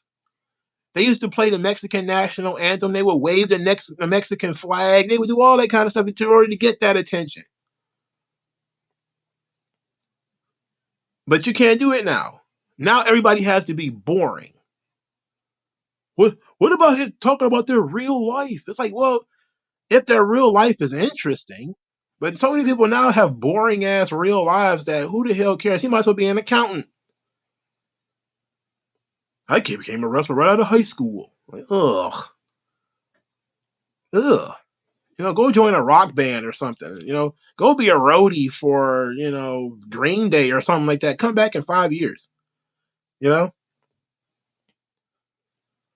It's ridiculous, man. But that's stunning to me. Like everything that we used to think was funny is no longer funny. And now you have to apologize for it. It's like I didn't really realize how crazy it was until the Rick Ross lyric that I put something in her drink, she don't even know it. And he had to apologize for it. That was like one of the few times I seen like a rapper get shook and edit his song. Most of the time rappers would be like, fuck you, I ain't doing it. But then that time it was like, ooh, that worked. Ooh, he got shook.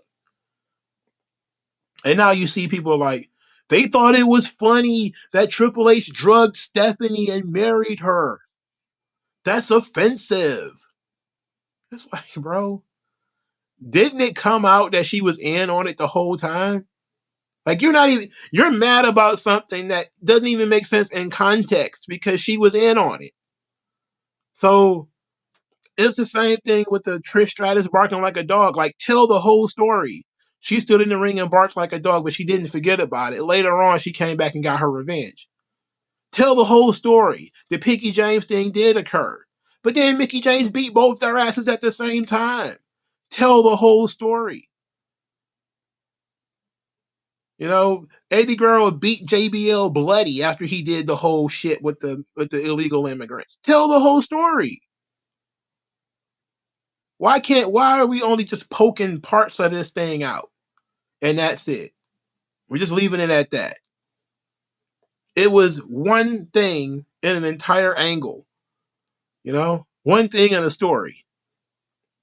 It makes no sense. But I don't blame them because sometimes I even do that. I read novels where one thing occurred in the context of a story and I'm out of it. Everybody got their own little sensitivities. I get it.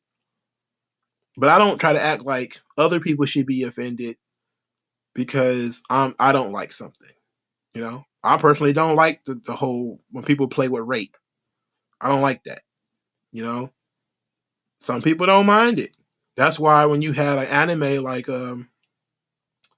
what was the anime recently where rape was like a central element of the story. It was one of these revenge fantasy shows, and it really split the anime community because some people was like, the show sucks or the show is rape happy or whatever. I forget what it's called. Let's use a different example because I remember this one. Goblin Slayer. Rape is a very central core of that story too. But I was Rito the Healer is exactly what I was thinking of. But Goblin Slayer was central too with the rape angle. But then you watch the show and you're like, wait a minute. Goblins can't reproduce except through human beings. So they rape human women to force them to give birth to more goblins. That's horrifying. Kind of explains why the rape happens. And then there's a guy who's dedicated his entire life to just murdering goblins. And he fucking rules. So this is cool. And that's even though I'm not a big fan of the rape stuff, Okay, utilized it in a way that makes some sense, that turn these things into absolutely awful characters that you want to see get killed. Great. You did a good job with that. Riddle the Healer, though, wasn't a big fan of the way that they did that. I watched episode 1, I believe, of that and was like, yeah, I'm done with this. I don't need to see that anymore. But that's just me. I'm not going to take it away from other people. You know, I just decided that that's a part of anime fandom I'm not interested in. You know, I'm not interested in that Riddle of Healer shit. You know, and I don't. Gantz was the exact same way. Gantz didn't have rape in it, but at least I don't. It may have had rape in it. I just don't remember. But there were certain things about Gantz that frustrated me that I didn't like. You know, and it wasn't racism or sexism or homophobia. It wasn't anything like that. I just didn't like any of the characters.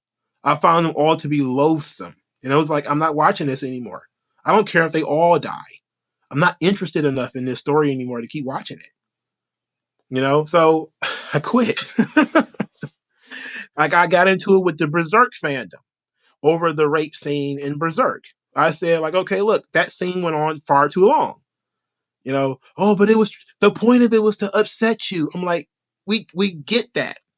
You're not telling me something I don't know. What you're telling me is I needed to watch a 3-minute rape scene, which is probably longer than that. And then I don't get to see the hero win the day because the story never fucking ended because the creator died.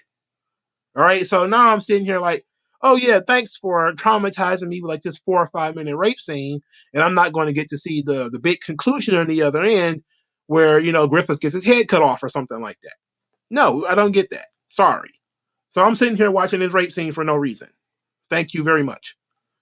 No, I'm not with that. Sorry, I'll pass. You know, and so everybody's got their thing. I can respect their thing. I just think that it's kind of goofy. You know, I just think it's kind of goofy. It's not going to be for everybody. As long as it's not a perpetual, like, I don't even mind racial jokes, that points fun at black people. As long as it's not a perpetual, consistent, always one-sided thing. That's to me when it starts feeling uncomfortable. When black people are always the butt of the joke. You know, if you're taking shots at everybody and black people get hit with one and Asians, then whites, and then Latinos get hit with one, I'm cool with that because you're hitting everybody. Everybody's got something for you to make fun of. You know, so if you're making fun of everybody, I'm cool with that. Then everybody's on the same level. Everybody's on the same playing field. But when you start carving out special groups that can't be made fun of, you start carving out special groups that we can't integrate them into our society because we can't joke about them. We can't point them out. We can't laugh at them. And whether it's Jews or women or gays or whatever, if we can't make jokes about them and we can't integrate them into our society, because laughter is what brings everybody together. A good comedian can make fun of everybody, even in a stereotypical way, and bring everybody together, and nobody will be offended. But as soon as you start finding reasons to get offended, you start the couch cushions for people to get upset. Now the comedian can say, well, I can't make jokes about Jews anymore. I can't make jokes about gays anymore. I can't make jokes about black people anymore. So not all the jokes you're limiting the amount of jokes that they can make. So now all the jokes are going to be one-sided. And that's not fun. That's bullying. You're creating a situation where only one side can be made fun of. That's silly. That's stupid. And I don't fuck with that. And I feel that way about wrestling. I saw a lot of crazy stuff in wrestling, man. And I think that the problem with wrestling wasn't that wrestling was quote unquote racist. It's that it was always one-sided. The Russians were always the bad guys. Not always, of course. Nikita Koloff was a babyface for a while, pretty successful at it. Nobody talks about that though. But there were no Nazi baby faces. There were all American heels though, You know, guys who waved the American flag and were heels. You know, guys who were, Sergeant Slaughter was one of those dudes. He's a boot camp, evil military sergeant, drill sergeant, or whatever. You know, the balance gets off balance, and that's the problem. You know, I'm fine with Kamala if we got Ron Simmons there, but if like there's 8 Kamalas, I'm like, wait a minute. You know, why is there so many damn Kamalas? I don't care that there's one Kamala because there's other black people who are not Kamala. You know, like when I used to see Samoans, I used to always see Samoans barefoot, eating, chewing raw fish and shit. They should have to be the ones complaining. You know, because like for a long time, the only Samoans you saw were like head shrinkers and Samoan SWAT team guys, big afros, chewing turkey legs and shit. You know, as long as everybody's involved, that's the true American dream. Because that's when you make fun of everybody, making fun of the drunk Irish and the broke teeth English and the weird Australians. Make fun of everybody, man. That's how you bring everybody together. Because then they'll make fun of you, and you make fun of them, they make fun of you or whatever. And then people don't feel sensitive and they don't get tight assed about it. The number one reason why people get upset is because they feel like you would never say that about somebody else. You would never say that about black people. And that's where the animosity comes from. As long as there's exchange, it's fun. Like the movie White Man Can't Jump. You remember that movie where Woody Harrelson pretends to be a guy who can't play basketball because it's a stereotype that white dudes can't hoop, but he's really good, so it's a hustle. That's what made it fun. If he was legitimately garbage because white people can't play basketball, it's like am I supposed to forget that Larry Bird exists? Like John Stockton doesn't exist. Like there were no white players in the NBA at all. They weren't good. Like it makes perfect sense for there to be a white player who is actually pretty good, and he surprises people because he doesn't look like he's actually pretty good, and it's a hustle with him and Wesley Snipes and all that kind of stuff. So it was fun. We were doing fine until they started carving out groups that can't be made fun of. Then it's like, okay, now we can't be friends anymore. If you can't make fun of your friends, then you don't have them. You and your friends are supposed to rib each other. That's when laughter brings everybody together. Better than working together, slaving together, similar oppression, laughter, love, and relationships. These things bring people together. Camaraderie, loyalty, being on the same team, rooting for the same team. That's the problem when you have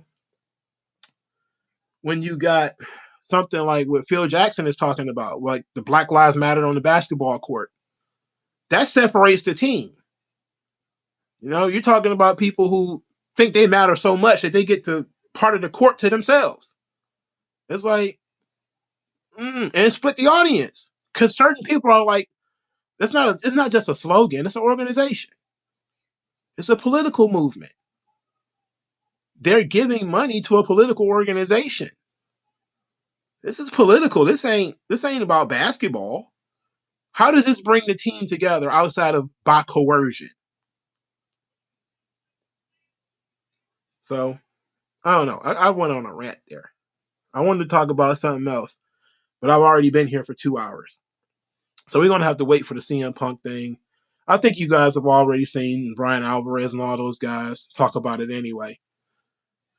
But so I thought we was gonna get at least to 3 subjects. We only got to 2. But it's the 2 I really wanted to talk about anyway. So it's 10 o'clock. Thank everybody for your time. Like, share, subscribe. Lacey Evans should be the female JBL. That would be fun. That would really be fun. But thank you guys for your time, man. I'll talk to you guys later. Peace out.